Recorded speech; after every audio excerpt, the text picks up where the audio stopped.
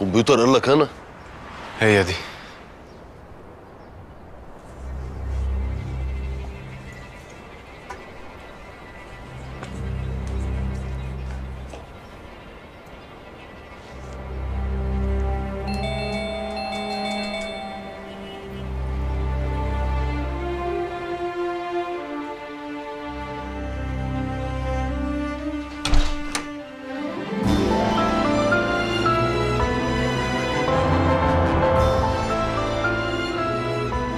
بتعمل ايه انا؟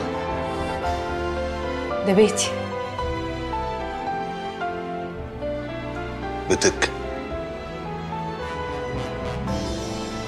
هل انت اللي بعت الرساله دي؟ انا اللي بعت الرساله.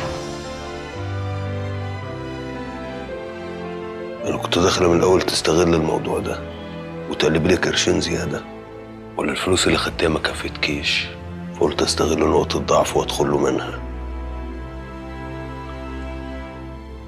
اخترت اوحش باب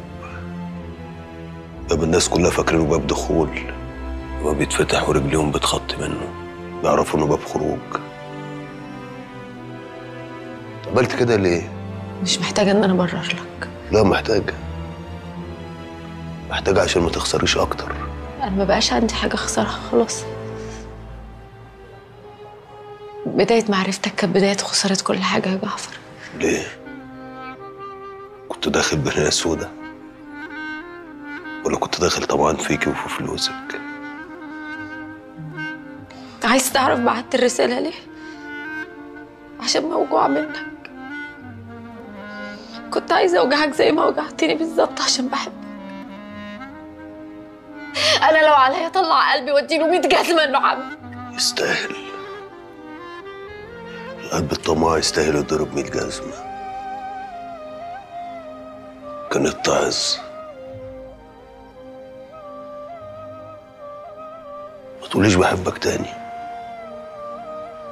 باين عليك الكذب ومش لايق عليكي. بقولي بحب فلوسك.